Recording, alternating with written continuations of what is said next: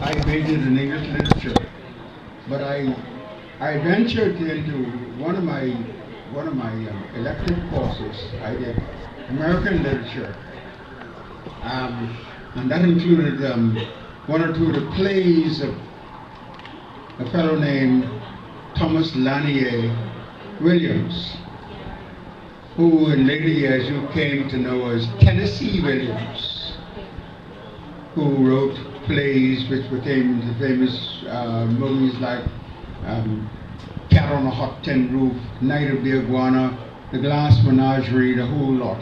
But a lot of people don't know that Tennessee Williams also wrote a series of poetry. He was an eccentric fellow, and he had a lifestyle that has now become popular. It was not popular back then. A sort of closeted lifestyle, let me put it that way. Anyway, he wrote a poem called Life Story. So what I'm going to say to you right now is this very short thing. Obviously not written by me, but it so impressed me when I first read it when I was like about 20. I repeated it again and again around the world whenever I had a chance to come into an appreciative literary audience like I think we've got here tonight. Do I? Okay. Life story. After you've been to bed together for the first time, with or without the advantage or disadvantage of prior knowledge, prior acquaintance, you quite often say to the other, I want to know about you. Tell me your story. What is your story? And so the other person starts to tell you their story. And they go on and on and on. Or as much of the story as time and a fair degree of prudence would allow. And you're saying, oh, oh, oh, oh. Each time the last vowel, oh, becoming little more than an audible breath.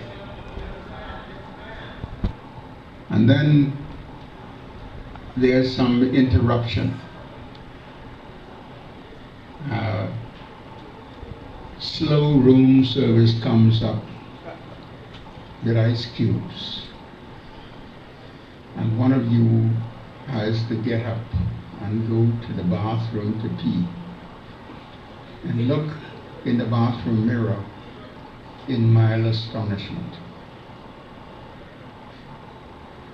You return and they continue to tell their story, but then suddenly you realize they're telling you their story as they intended all along.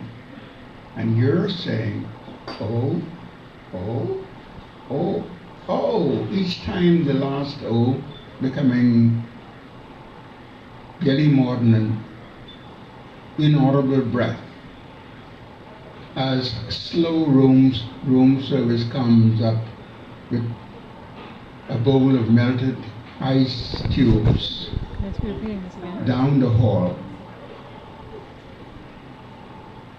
And then you wonder what's next. Well, one of you falls asleep on the bed where we've both been lying like a pair of rag dolls, a little child tossed in abandonment. They fall asleep.